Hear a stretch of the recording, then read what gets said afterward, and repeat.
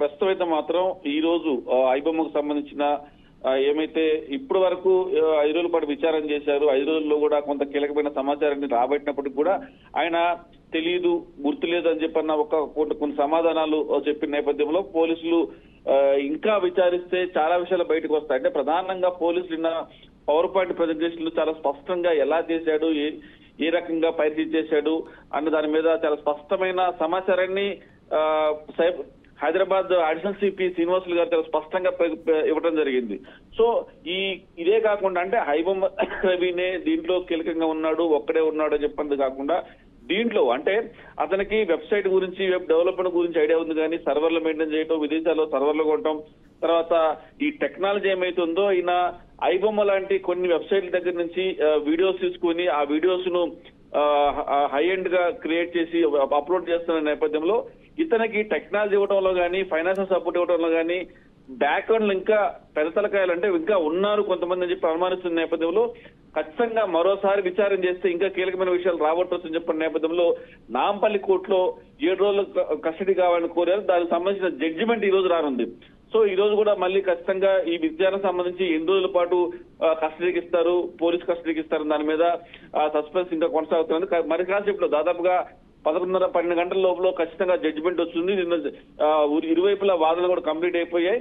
So మొత్తం మీద ఈ ఐబొమ్మ రవికి సంబంధించిన వ్యవహారంలో పోలీస్ కస్టడీకి ఇస్తే నెక్స్ట్ రెండోసారి పోలీస్ కస్టడీలో ఇంకా చాలా విషయాలు బయటకు వచ్చే అవకాశం ఉంది. ఈ టెక్నికల్ గా చాలా విషయాలు పోలీసులు ఇప్పటికీ రాబట్టారు కాబట్టి ఖచ్చితంగా ఈ రోజు ఈ నాంపల్లి కోర్టు ఇవ్వబోయే తీర్పులో ఎన్ని రోజులు కస్టడీకి ఇస్తారని దాని మీద సస్పెన్స్ ఉన్న నేపథ్యంలో ఖచ్చితంగా ఐబొమ్మ సంబంధించిన మరింత సమాచారాన్ని కూడా పోలీసులు రాబట్టేందుకు మరోసారి కస్టడీ మనకు తెలుస్తా ఉంది. హిమవర్ష రైట్ ఇన్నారెడ్డి, ఈ నేపథ్యంలో భాగంగా మనం చూసుకుంటే ఇటు వారానికో దేశం తిరిగేవాడు అంటూ కూడానైతే పోలీసులు అయితే వెల్లడించిన తెలుస్తుంది కదా, దీనిపై ఉన్న అప్డేట్స్ ఏంటి?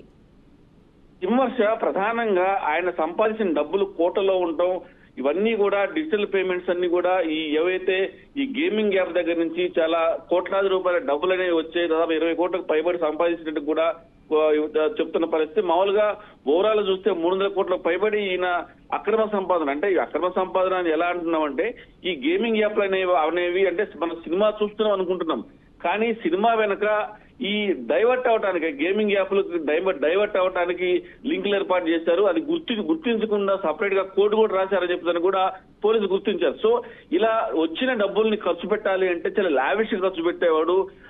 దీంట్లో ఆయన వారానికి ఒక దేశం తిరిగేవాడని కూడా చాలా స్పష్టమైన సమాచారం కాదు, ఐబొమ్మ రవినే చెప్పాడు.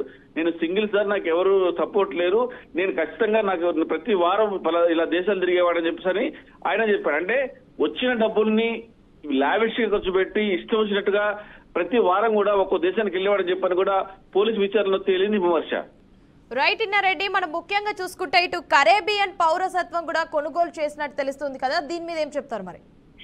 విమర్శ ఇప్పుడు మార్కెట్ లో ఒక చిన్న విషయం బయటకు వస్తా ఉంది. అంటే ఇతను కరేబియన్ సంబంధించిన ఈ పౌరసత్వం తీసుకున్నాడు కాబట్టి, ఇండియా పౌరసత్వాన్ని వదులుకున్నాడు కాబట్టి ఇండియన్ పోలీసులకు విచారణ చేసే అధికారం లేదని చెప్పేసిన ఒక తప్పుడు ప్రాపగండా వస్తుంది. కానీ ఎక్కడైతే నేరం చేశాడో, ఏ దేశస్తుడైనా సరే ఎక్కడైతే నేరం చేశాడో ఆ నేరాన్ని నిరూపిస్తున్న సాక్ష్యాలు కనుకుంటే ఖచ్చితంగా పోలీసులు ప్రాసిక్యూట్ చేయొచ్చు, పోలీసు విచారణ చేయొచ్చు, అతని మీద ఎఫ్ఐఆర్ నమోదు చేయొచ్చు, యాక్షన్ తీసుకోవచ్చు. సో ఈ రకంగా ఇవన్నీ బెయిలబుల్ సెక్షన్లే, బెయిల్ ఈజీగా వస్తుంది. అసలు ఇండియన్ పోలీసులకి, హైదరాబాద్ పోలీసులకి విచారణ చేసే హక్కు లేదని చెప్పేసి కొన్ని తప్పుడు ప్రచారాలు అయితే కొనసాగుతా ఉన్నాయి. ఇదంతా కూడా నిన్న హైదరాబాద్ అడిషనల్ సిపి శ్రీనివాసులు గారు చాలా స్పష్టంగా చెప్పారు. అతను మన పౌరసత్వం వదులుకొని కరీబైన పౌరసత్వం తీసుకున్నప్పటికీ కూడా నేరం చేశాడు కాబట్టి, నేర నిరూపణ సంబంధించిన టెక్నికల్ ఎవిడెన్స్ ఉన్నాయి కాబట్టి ఖచ్చితంగా మనం విచారణ చేయొచ్చు, మనం ఎఫ్ఐఆర్ నమోదు చేయొచ్చు. ఇప్పుడు వరకు మొన్న అరెస్ట్ చేసింది ఒక ఎఫ్ఐఆర్ మీదనే, ఇంకా దాదాపుగా 5 ఎఫ్ఐఆర్లు ఉన్నాయి. వరుసగా పీటీ వారెంట్లు వేసి అతను ఖచ్చితంగా కస్టడీలో ఉంచుతాం. అంటే దీని మనకు ఏమర్థమవుతోంది, ఒక ఎఫ్ఐఆర్ లో బెయిల్ వచ్చినా కూడా మిగిలిన ఎఫ్ఐఆర్ లో మళ్ళీ పీటీ వారెంట్ కస్టడీ తీసుకుంటారు కాబట్టి ఇప్పట్లో బెయిల్ వచ్చే అవకాశం లేదని మనకు చాలా స్పష్టంగా అర్థమవుతోంది.